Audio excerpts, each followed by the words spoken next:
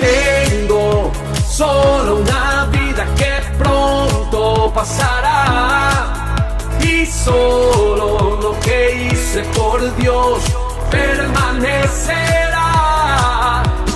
Tengo solo una vida que pronto pasará, y solo lo que hice por Dios permanecerá. En este tiempo de pandemia creo que todos hemos aprendido un nuevo vocablo. El vocablo de lo que se llama esencial. Lo que es actividades esenciales, lo que son productos esenciales. Se ha afirmado la definición, se ha ampliado la definición, se ha enriquecido la definición de lo que es esencial. En otras palabras, hay cosas que son triviales, pero hay cosas que son esenciales. Y durante este tiempo de cuarentena, de pandemia, nos dimos cuenta de que los hospitales son esenciales. Nos dimos cuenta que una farmacia es más importante que un gimnasio, que un supermercado es más importante que un cine. Nos dimos cuenta que incluso quedarse a veces en la casa era más importante que ir al trabajo. Nos dimos cuenta que realmente la salud es más importante que la economía, que la vida es más importante que el dinero.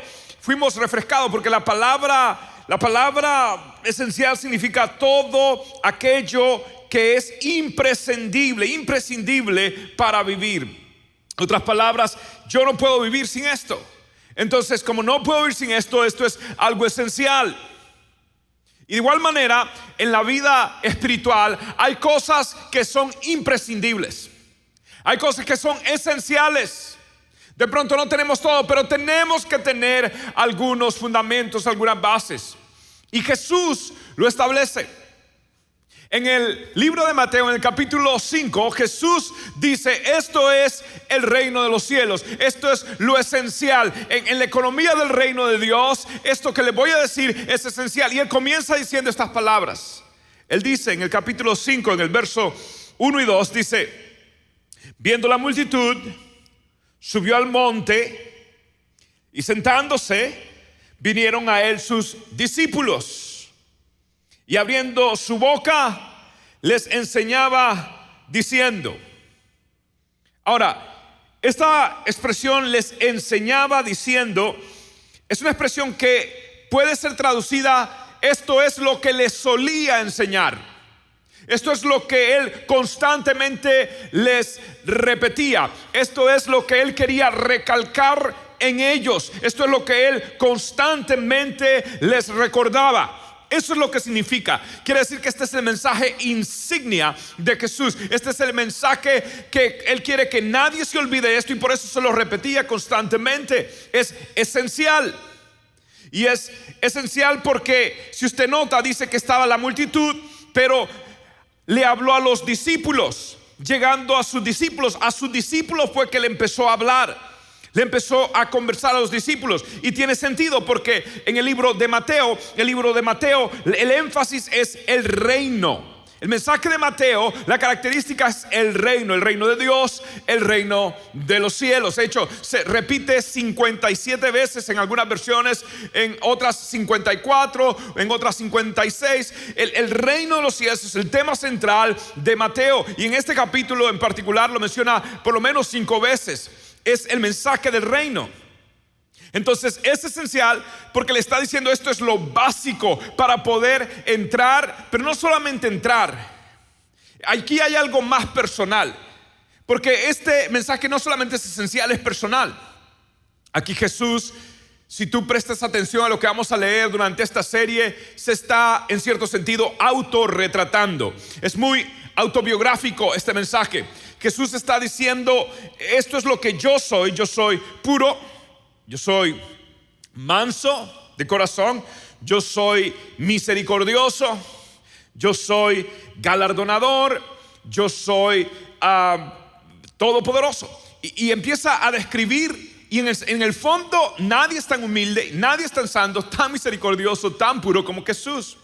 Entonces es personal. De hecho, si tú prestas atención En el fondo, más que bendiciones, son bienaventuranzas. En el fondo hay una actitud que le espera y es recompensado con algo. Entonces primero él pide lo que él quiere, lo que él demanda de nosotros, y luego dice, esta es la recompensa. Si tienes esto, te voy a dar esto.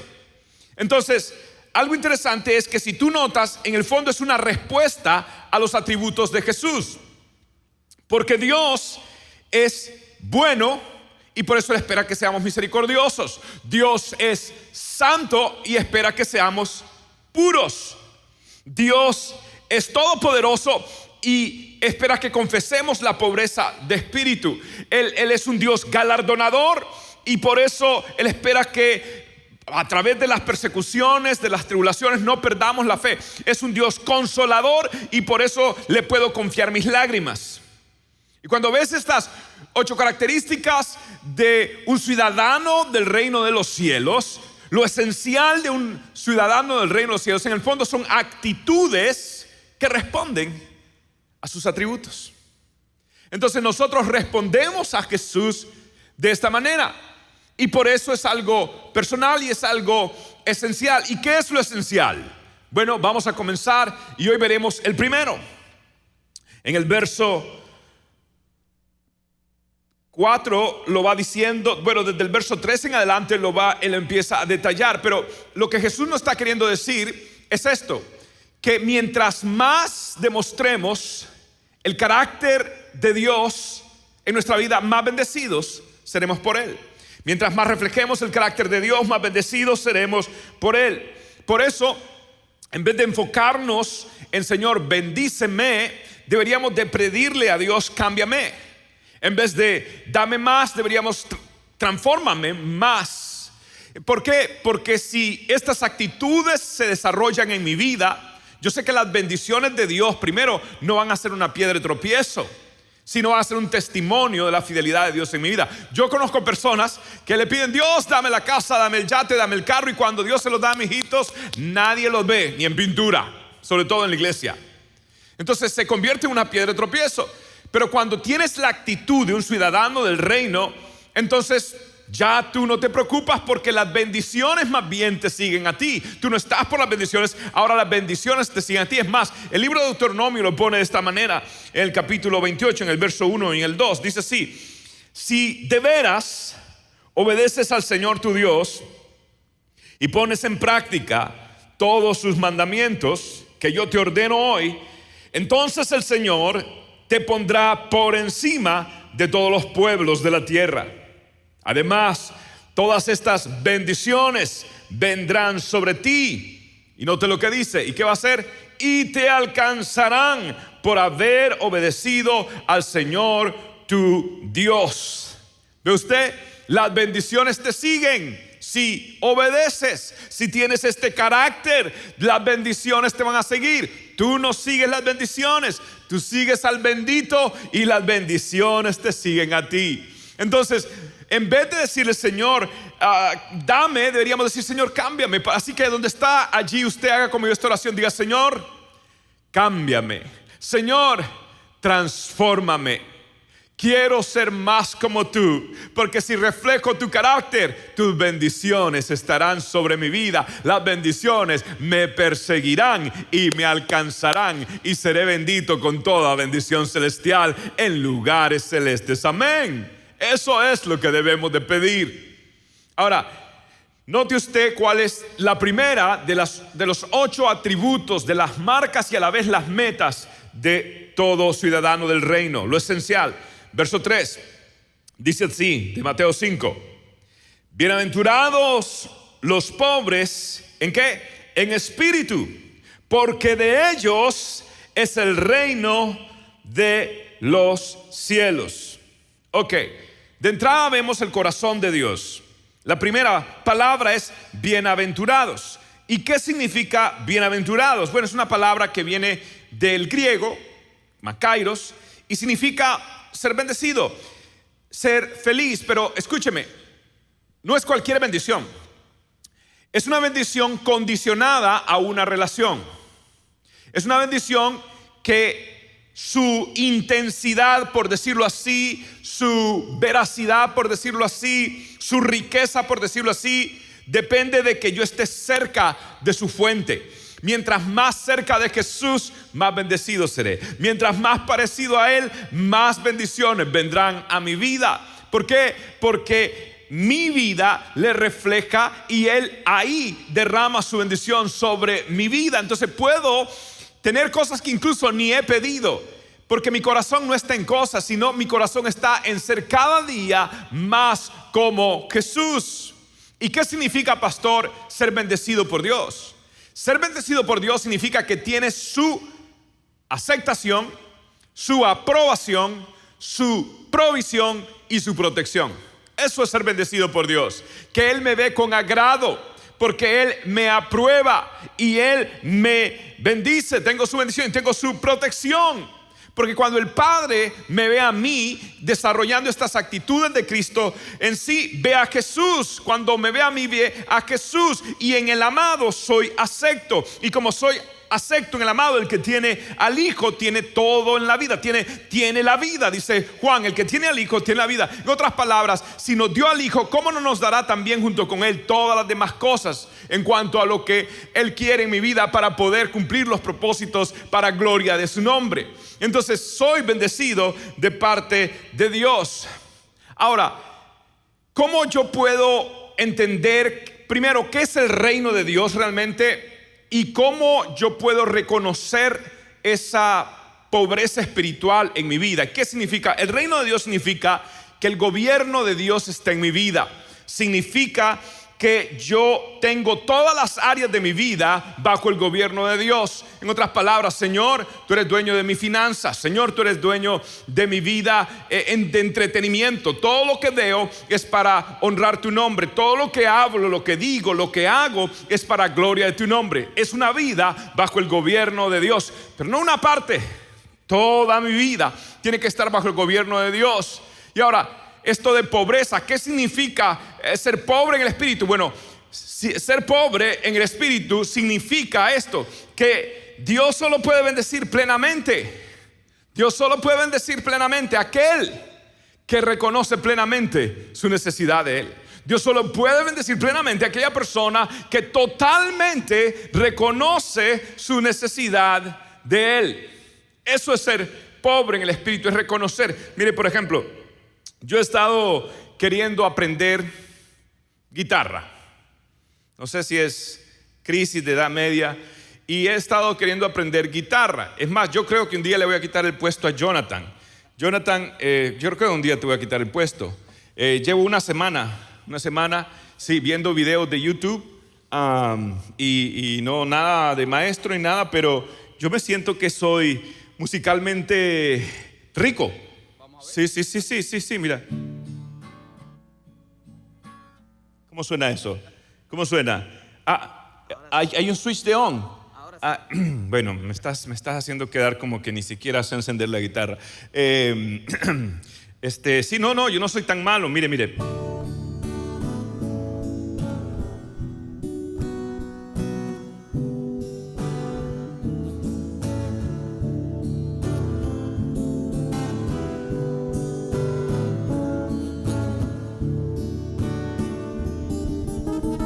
¿Qué te parece, Jonathan? Ya te voy a quitar el puesto. Voy a aplicar a Worship. Pueden adquirir mi música, mi CD, por favor, más adelante les aviso dónde. ¿Qué te parece, Jonathan? ¿Cómo estoy yo? ¿Qué te parece? ¿Seré musicalmente, potencialmente rico en la música? Tengo una semana y con YouTube. Déjame mostrarte más o menos cuando puedas tocar esto. ¿Cuando pueda tocar eso? Exacto, Entonces más o menos me aceptan en Worship. Pero eso es fácil, por ejemplo, a ver.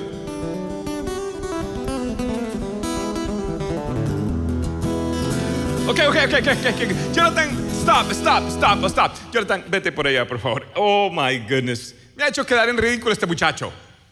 ¿Qué quiero ilustrar con esto? Que yo soy musicalmente pobre. Yo soy pobre musicalmente. Y como soy pobre musicalmente, si no reconozco que soy pobre musicalmente, jamás podré obtener todos esos dotes y toda esa riqueza musical que tiene Jonathan. Yo no voy a poder nunca llegar a algo musicalmente hasta que no reconozca mi pobreza musical, igualmente en el mundo espiritual. Por eso, primero que nada, yo tengo que por eso Jesús puso de primero ser pobre, reconocer mi pobreza espiritual. Dios no va a derramar su gracia, las riquezas, como dice Pablo, de su gracia, hasta que yo no reconozca la pobreza espiritual mía. Dios no me va a dar su gracia hasta que no reconozca mi desgracia, que soy pecador, que no puedo agradar a Dios. Entonces el comienzo de todo el reino de Dios es yo reconociendo que no puedo, que no tengo los méritos, que no tengo las formas, que no tengo capital espiritual suficiente para poder adquirir ciudadanía en el reino de los cielos. Entonces esto es algo bien tremendo, y por eso nos da en cierto sentido Jesús una visión. Este es el primer escalón antes de las demás bendiciones. Este es el primer escalón.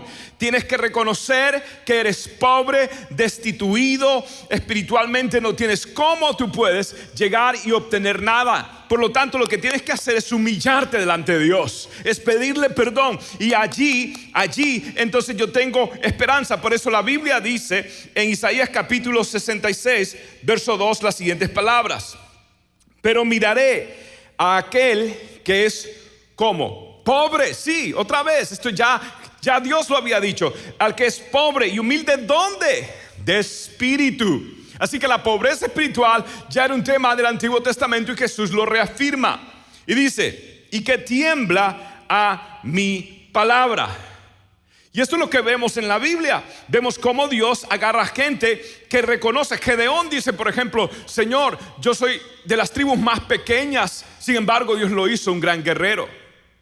Moisés dice: Señor, yo ni siquiera sé hablar, soy tartamudo, sin embargo fue un gran profeta de Dios. David dijo: Señor, ¿quién soy yo y quién es mi casa para que te sirvamos? Sin embargo fue el gran príncipe de Dios. Si vemos a Isaías dice: Señor, yo soy hombre de labios inmundos, ¿cómo voy a poder acercarme a un Dios? No. Y Dios lo hace un santo profeta poderoso, el profeta mesiánico. El Bautista dice: yo no soy digno ni siquiera de desatar las cuerdas de sus sandalias. Sin embargo Jesús dijo: no hay nadie más grande que Juan el Bautista. Reconoce tu pobreza espiritual y tendrás las riquezas de la gracia del Señor. Así que con Dios se llega humillado, con Dios se llega de rodillas. Y por eso el Señor dice: este es el primer escalón. Y este escalón nos da esperanza. ¿Sabes por qué? Porque todos calificamos para ser pobres espiritual. Menos mal que no empezó: sean humildes, porque algunos de nosotros, el orgullo nos puede todavía. Menos mal que no empezó diciendo: sean puros, porque todavía nos falta santificarnos. Menos mal que no dijo: sean misericordiosos, porque a veces tenemos misericordia, pero no de todo mundo. Así que dice: comenzamos con la pobreza. Reconoce que tú eres pobre, que jamás vas a poder lograr ser santo, puro y todo lo demás hasta que no reconozcas al pie de la cruz que tú necesitas, y voy a darte mi gracia. Y tú vas a decir esto: mi poder, dice la Biblia, se perfecciona en tu debilidad. Y allí es como comienza el reino. Cuando, mira, con Dios hay que caminar humilde, y vamos a ver esto en las próximas semanas. Hay que estar bajo su mano, y la Biblia dice que el que se humilla delante de la mano del Señor, Él te va a exaltar alto, muy alto, para gloria de su nombre. Yo lo creo, espero que tú también lo puedas creer. Entonces, ser pobre en el espíritu significa que somos dueños de nada y herederos de todo gracias a Cristo. ¿Me escuchaste? Ser pobre en el espíritu significa que no somos dueños de nada, sino herederos de todo gracias a Cristo, porque dice: de ellos es el reino de los cielos. Te hago una pregunta: ¿de qué realmente eres dueño tú? El día que tú te mueras, según las estadísticas, en 2 generaciones por lo general se venden todas las propiedades que tú compraste. No van a ser tuyos, van a quedar vendidas. Tu ropa la van a guardar. Se van a olvidar de ti. Siempre me gusta preguntar esto, por ejemplo: ¿cuántos de ustedes pensaron hoy o frecuentemente en su tatarabuela? Sí, la que se sacrificó tanto, la que pagó un gran precio, la viejita, imagínese, y usted ni se acuerda de ella.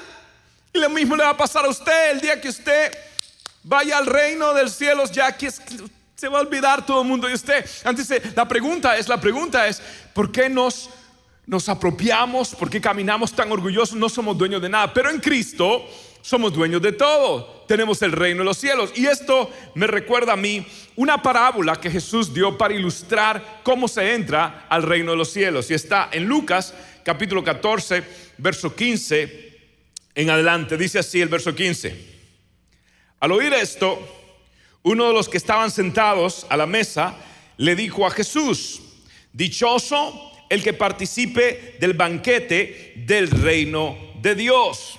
Muy bien, el reino para Israel significaba el día que Dios iba a humillar a todos sus enemigos, según Ezequiel 39, y le conocían como el banquete mesiánico.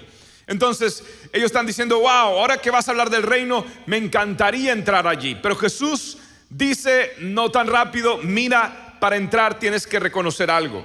Y en el verso 16 comienza diciendo: Jesús le dijo: un hombre dio una gran cena y mandó a que, repito ahí donde estás, a invitar a muchas personas.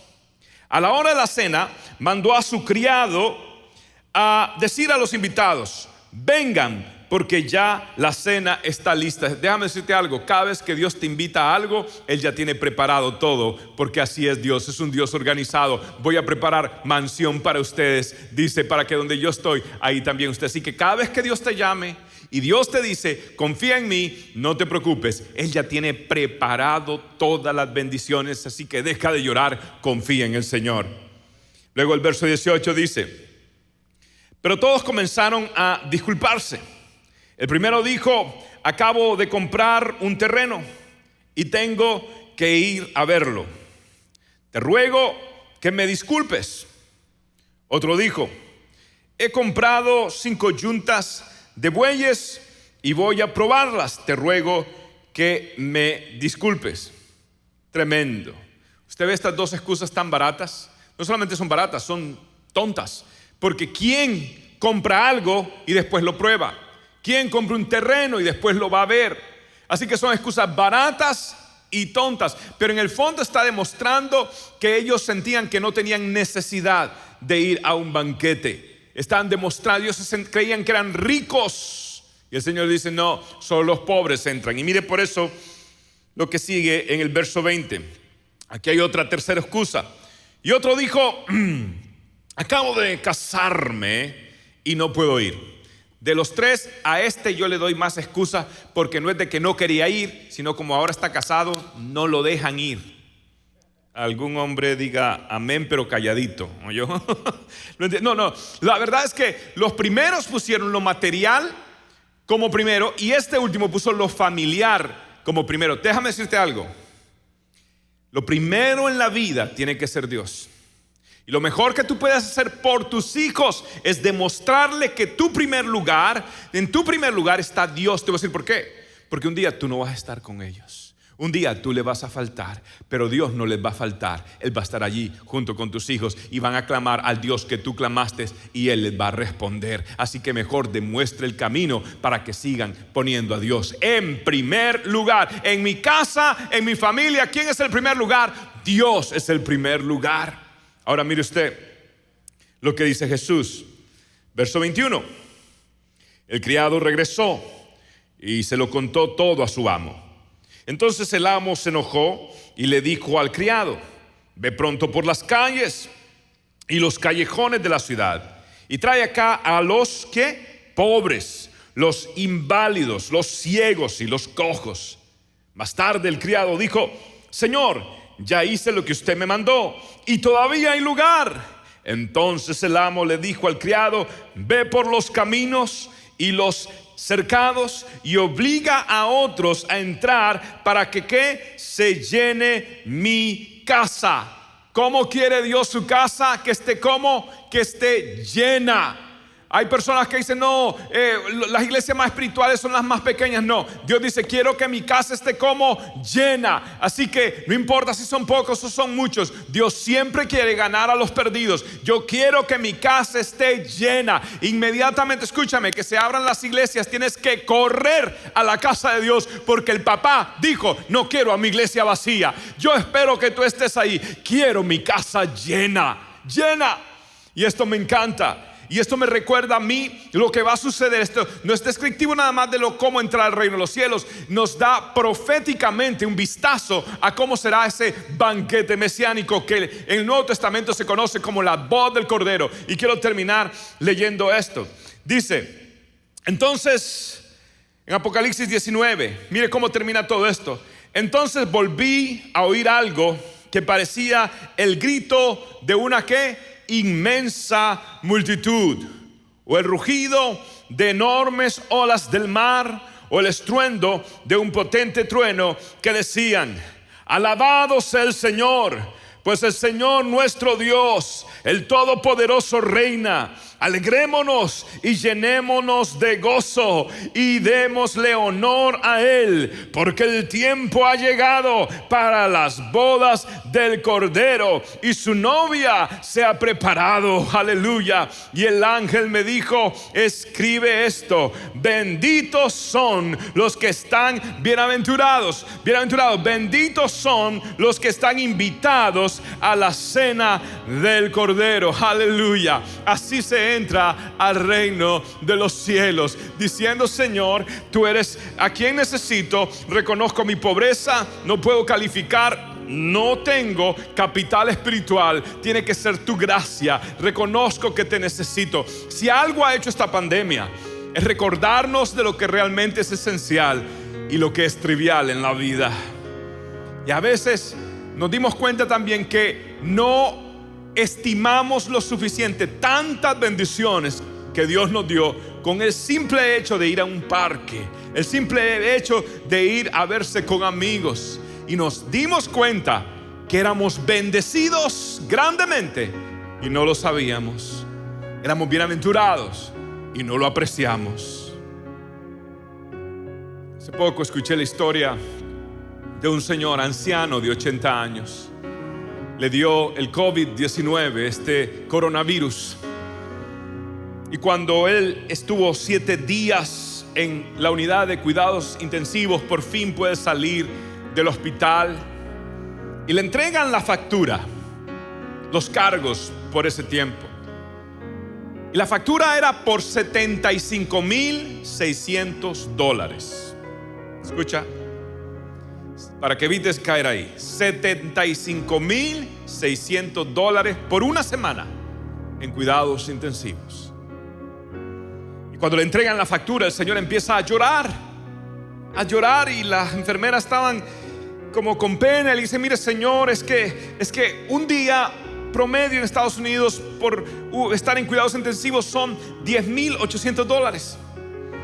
Y usted estuvo 7 días, entonces son $75,600. Lo sentimos, es que pero no tiene dinero para pagar. A ver si buscamos la forma de buscarle una ayuda. Y el señor seguía llorando más. Las enfermeras no sabían qué hacer y el señor lloraba. Y la enfermera última le pregunta: pero díganos, ¿por qué llora? ¿Será que no puede pagar? Y le dice el anciano: no, yo puedo pagar, he sido bendecido, yo puedo pagar esto. Es más, voy a pagar mi cama, mi semana, y quiero pagar la semana de alguien más. Pero señor, entonces, ¿por qué llora? ¿Por qué llora? Te voy a decir por qué lloro. Porque cuando era joven mi mamá murió. Yo iba a una iglesia, servía a Dios y pensé que Dios ya no me amaba, que no era tan bueno. La verdad que me desilusioné de Él y me aparté de Él. Y hoy que tengo 80 años, yo pensaba que Dios no era bueno. Y hoy me doy cuenta que en 80 años, la razón que lloro, que por 80 años Dios nunca me cobró por el oxígeno. Dios nunca me cobró por un nuevo amanecer. Dios nunca me cobró por la lluvia. Dios nunca me cobró por el amor de mis hijos. Dios nunca me cobró por nada. Y yo caminaba y no sabía cuán bendecido soy. Pero hoy reconozco que Dios no es malo, no. Ha sido bueno y no bueno. Ha sido más que bueno para mi vida. Y por eso hoy le reconozco como Dios y Señor. Mi amigo, eso es lo que quiero cerrar e invitarte y decirte: si tú hoy dices: pastor, yo necesito a Dios, pastor, yo quiero reconocer mi pobreza espiritual y quiero venir delante de Él y quiero pedirle que me perdone, pastor, quiero conocer a Dios. Ahí donde estás, mi amigo, Para eso apareció Jesucristo. Él pagó el precio para que tú como yo, que somos pobres espirituales, que no podíamos calificar, a través de la sangre preciosa, a través de la riqueza de la gracia de Cristo, pudiéramos entrar. Y por eso la única manera es reconocer tu pobreza espiritual. Y allí donde estás, haz conmigo entonces esta oración que va a cambiar tu vida. Ahí donde estás, repítelo audiblemente y con todo corazón, como ese anciano de 80 años. Di: Señor Jesús, reconozco que tú has sido bueno. Reconozco que yo me he apartado de ti. He pecado, he hecho lo malo delante de tus ojos. Por eso hoy te pido perdón. Por eso hoy vuelvo a ti. Entiendo que me estás llamando. Entiendo que quieres que me rinda a los pies de la cruz. Y vengo a reconocerte. Dilo: te reconozco. Jesús, te reconozco como mi Señor, como mi Salvador. Perdóname, límpiame, escribe mi nombre en el libro de la vida. Gracias por morir en la cruz. Gracias por resucitar. Tú eres mi Dios, mi Señor. Mi pasado es borrado. Comienzo de nuevo, nazco de nuevo en Cristo Jesús. Soy parte de la familia de Dios y más nunca mi nombre se borrará. Desde hoy en adelante soy hijo de Dios. Y si tú has hecho esa oración, escríbenos allí, déjanos saber que eres hijo de Dios. Ya no eres lo que el mundo dice, tú eres quien Dios dice. Y hoy reconocemos que la riqueza de la gracia de Dios tomó nuestra pobreza. Dile ahí donde estás: soy hijo de Dios, soy hijo de Dios. Adoremos su nombre. Aleluya, aleluya. Tengo solo una vida que pronto pasará, y solo lo que hice por Dios permanecerá. Tengo solo una vida que pronto pasará, y solo lo que hice por Dios permanecerá.